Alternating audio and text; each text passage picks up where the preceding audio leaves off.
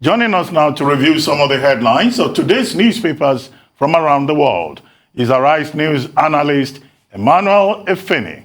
Good morning, Emmanuel. Good morning, Ruben. Good morning, Rufai. Good morning, sir. Good morning, Victoria Tundu, MQ Abiola. Good morning. Yes, looking queenly. Thank you. Now let's start the review with this day. Nigeria's newspaper of record. The lead story, Tinubu, I made Buhari president. Osinbajo VP, Abiodun governor, says it's the turn of Yoruba and therefore my turn to be president. Vice President meets Adamu, 5 governors. APC governors to convey their suggestion to president today. Yes, this day captured this in a clear sign of desperation and fear that the presidential ticket of the All Progressive Congress might be slipping from his grasp. Presidential hopeful and former governor of Lagos State, Asiwaju Bola Ahmed Tinubu, yesterday declared unequivocally that he made Muhammadu Buhari president of Nigeria, nominated Professor Yemi Osinbajo as running mate, and got Mr. Dapo Abiodun elected as governor of Ogun State. Yes, Asiwaju Bola Ahmed Tinubu, sometimes also referred to as the Lion of Bodilum, he roared yesterday. And analysts are of the view that Tinubu may have decided to go for broke after sensing he may be losing the opportunity to achieve his self-proclaimed lifelong dream. Well, what's going to happen? Although the vice president's team some time ago put out their own side of the story, that indeed Asiwaju Bola Ahmed Tinubu was never in support of Osinbajo, because after the likes of Bukola Saraki, Rotimi Amechi then fought and said never to Muslim ticket, Bola Ahmed Tinubu took it to his own kitchen cabinet or his inner caucus, where they also deliberated the matter. And in that setting, Yemi Osinbajo was one of those who said no to Muslim ticket. And when it was time to pick, Tinubu was also of the view that he who opposes Muslim ticket in my caucus should not be the beneficiary. And he was opposed. But at long last, people prevailed on him that Yemi Osinbajo is our best foot forward.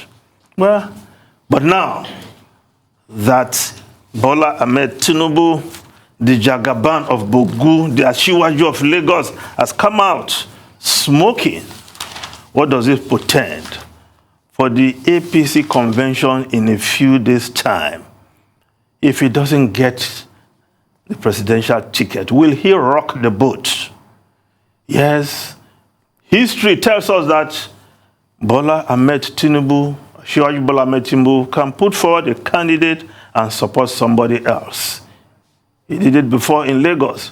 Will he stay in the APC and work against the APC? Scenarios as Bola Ahmed Tinubu had come out smoking. He once said, I'm ready to fight dirty. Now, the Punch newspaper also reporting the story. I brought Buhari out of political retirement, assisted him to emerge president. I went to Katsina to convince Buhari to contest after 3 defeats. Asiwaju, what Ruben has described, Olule, Olule, Olule. And from my little Yoruba, Olule was beating flat. Something close to that. Now, I don't know how President Buhari will take this, but if we look at other newspapers reporting this story, well, the Guardian newspaper, which I'm still trying to get on my table, but Yes, the Guardian newspaper aspirant stakeholders in last through of the dice. Yes, one of the stories there is that some persons have been detailed to brief Asiwaju Bola Ahmed Tinubu that he should try and back Yemi Osinbajo. Is Yemi Osinbajo, Professor Yemi Osinbajo, the president's pick? Or we're still expecting somebody else? All will unfold in the next few days. Now, the Friday leadership, the Leadership Friday, flag bearer tension in APC as governors plot to oppose PMB's choice. Southern governors insist on power shift. It's my turn. I am tired of sponsoring political sons. Tinubu. The Daily Sun newspaper. APC governors meet on Buhari's successor, set to take stand ahead of Monday presidential primary. Some vow to resist president's plan. Yes, while Asiwaju Bola Ahmed Tinubu was in Abeokuta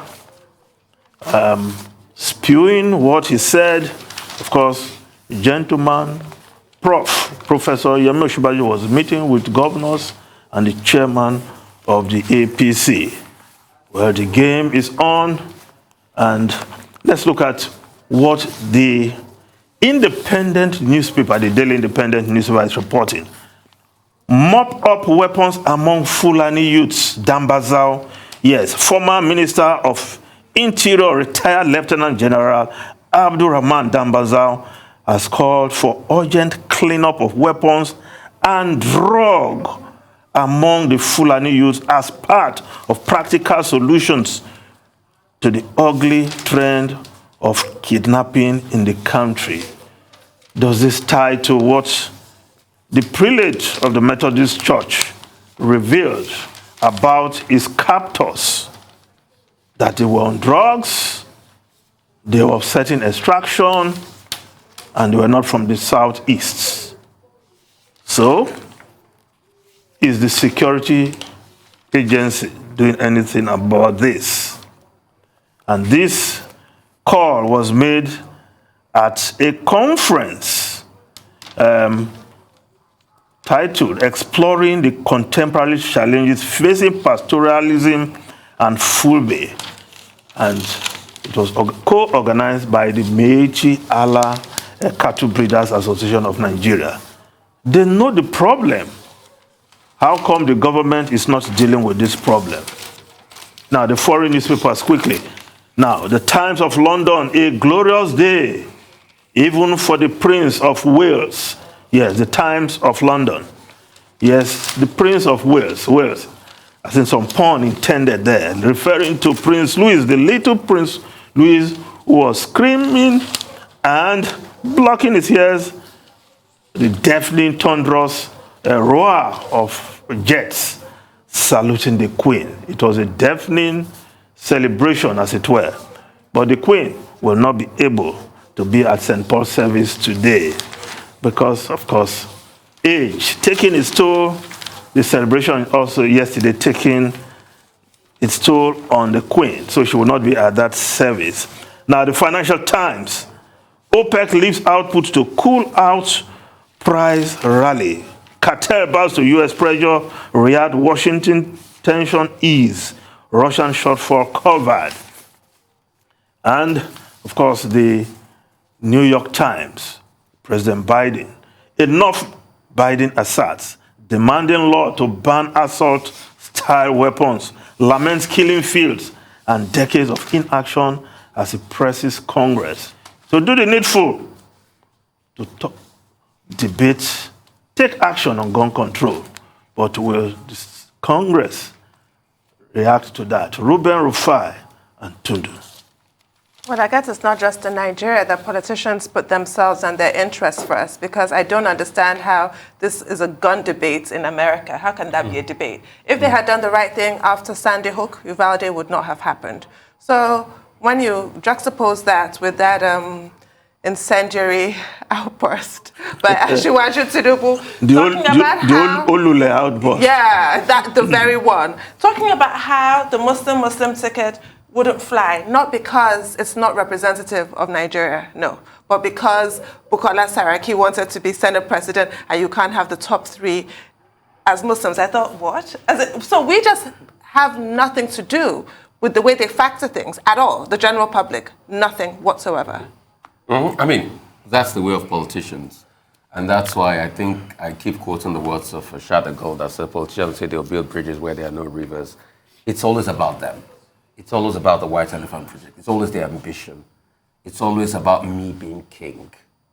I don't see any difference between them and monarchs, really. And that's their life. That's their mindset. From America to Nigeria. In fact, let me even dial back to Columbine. Somebody will have thought that we would have, make firm decisions as regards, gun control in America when the Columbine's attack happened in the late 90s. But what happened? Nobody did anything because there are lobbies that are strong. National Rifle Association, NRA, they are strong lobby there. Politicians, especially the Republicans, the right, keep pushing this agenda of, yes, it's a constitutional right for you to hold guns when people are being killed. So as many people can be killed as possible in America, but as long as the Republican lobby keeps their lobby going on and give people the right to hold guns without any control, then it's good for them. You know why? Because they want their base to vote for them in the next election. And that's just it. And when the money comes in from their big lobbying team, the likes of the Koch brothers and co., they use that money to further ensure that those laws are not changed. I mean, I didn't think about Columbine. I didn't even go all the way to the 70s. Sandy Hook, because have you seen the tiny coffins? Yes. Yeah. They were buried from Sandy Hook. Oh, so it's shocking goodness. that something as terrible as that has happened and politicians can't come together in America. Now it's a gun debate. And the lobby is so strong. I mean, when our very good friend Piers Morgan tried to take on the Republican gun lobby, he lost his they job. threw him out of CNN. Yeah. They ran him out of town. That's it. And that's just the way Nigerian politics is. You see all of this. You see, look at what's on the front page. I made President Buhari. I made VP Osinbajo. Can you see that nobody's talking about what I would do to bring Nigerians out of poverty? It's always about them. It's their show. They should continue. There is God. The thing to worry about is what happens hereafter. If Asiwaju Bola Ahmed Tinubu does not get the ticket of the All Progressive Congress, will he leave the party? Will he rock the boat? Will he do anti-party and maybe support another candidate? He's in a position to also make the candidate of the PDP president. Because this is the 6th time that Atiku Abubakar Alhaji is, running. Or would they tell, if it is